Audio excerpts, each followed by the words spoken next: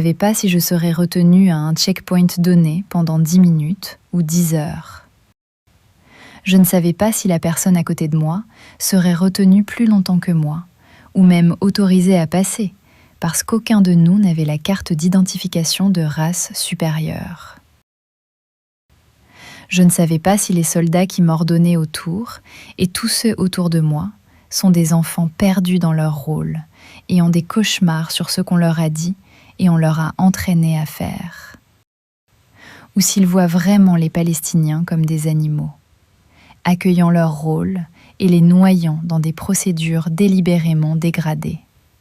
Et si ce n'était pas juste, et que quelqu'un à juste titre devait devenir émotif ou exprimer compréhensiblement sa colère d'être retenu au soleil brûlant pendant des heures, ou de ne pas être autorisé à retourner au travail, ou de voir sa famille, ou même d'arriver à un hôpital pour accoucher, ces soldats pourraient les frapper sans pitié jusqu'à ce que le sang imbibe leurs vêtements.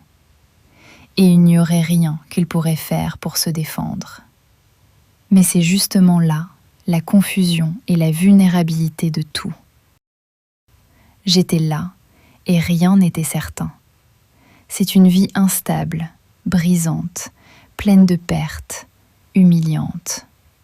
Une lutte constante pour garder la tête au-dessus de la marée montante de dégradation et vivre comme ça, à peine capable de respirer. Avec leur existence constamment submergée par l'instabilité et le désespoir de tout cela, se demandant chaque jour « Obtiendrai-je un permis pour visiter ma mère à 20 minutes d'ici ? Ma maison sera-t-elle impitoyablement rasée pour faire place à la guerre ?